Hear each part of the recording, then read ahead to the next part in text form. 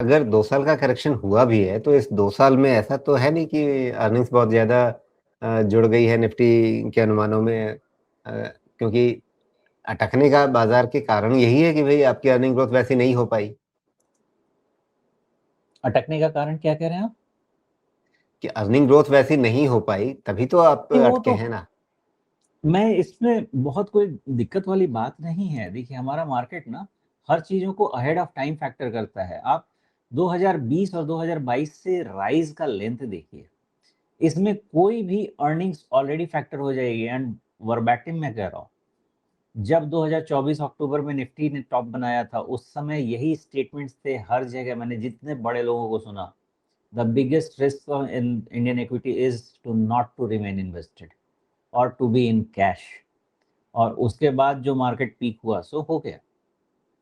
हम कह सकते हैं कि 2 साल, कई लोग तो बोलेंगे 2 साल का बेयर मार्केट है, कई लोग बोलेंगे 2 साल मार्केट नहीं चला। लेकिन जब भी हम किसी चीज को एनालाइज करते हैं ना, तो उसको रूट से जाके एनालाइज करना पड़ता है। अगर आपका मार्केट इतना लंबा चला है तो उसके बाद 2 साल का कंसोलिडेशन होगा।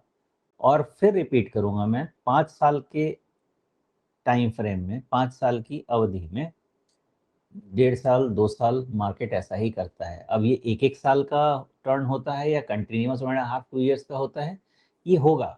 बिकॉज मार्केट आने वाली चीजों को बहुत तेजी से फैक्टर कर लेता है। तो ये अभी तो अगर आप पूछेंगे ट्रिगर, तो ट्रिगर तो वॉर था ना। अगर ये वॉर ट्रिगर नहीं होता था तो 1.5 साल का consolidation according to me decent था और यहाँ से ग्रोथ एक्सपेक्टेड था, तो उसमें खराब नहीं होता। बट डैमेज ऐसा है, इसका रीजन ऐसा है कि ये इंस्टेंट आया है, इंस्टेंट रीजन आया है। मैं इसी थियरी को लेके चलूंगा। ये लंबे राइज का बहुत अच्छा करेक्शन हो गया है। अगर 10 दिन में समझे कि अगर चीजें ठीक होने लगती हैं, most of the part damage is done. जब तक अब जीडीपी के नंबर 6.5% के नीचे नहीं आने लगे, मुझे नहीं लगता कि और बड़ा डैमेज कुछ होना चाहिए।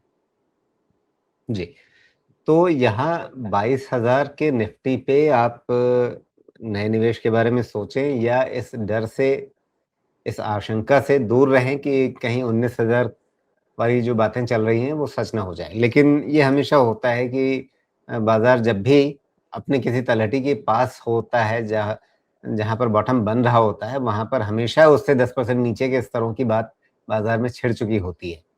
तो 19,000 से डरना है या 22,000 पे काम करना है?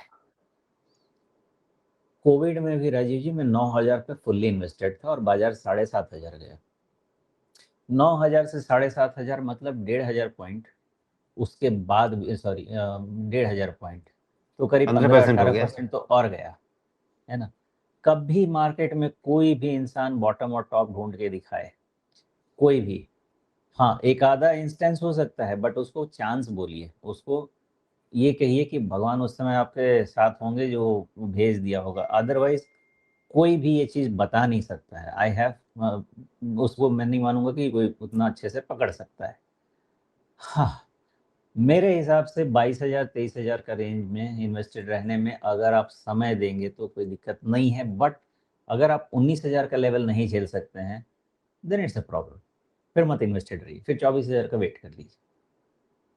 जी, ओके। मतलब ये है कि आप 22,000 के आस-पास पैसा लगाएँ और आपके अंदर वो क्षमता होनी चाहिए कि आप 19,000 का बाज़ार आ जाने पर भी अपने निवेश में टिके रह पाएँ, डरे नहीं, घबराएँ नहीं या उस समय और ज़्यादा पैसा लगा सकें अगर बाज़ार की स्थिति वैसी बनती है तो।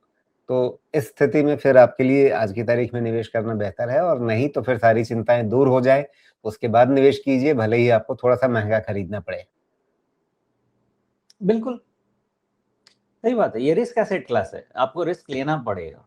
और ज्यादा से ज्यादा क्या हो जाएगा, 6 महीने से 1 साल टाइम बढ़ा लीजिए अपने इन्वेस्टमेंट का, वही नंबर फिर आ जाएगा।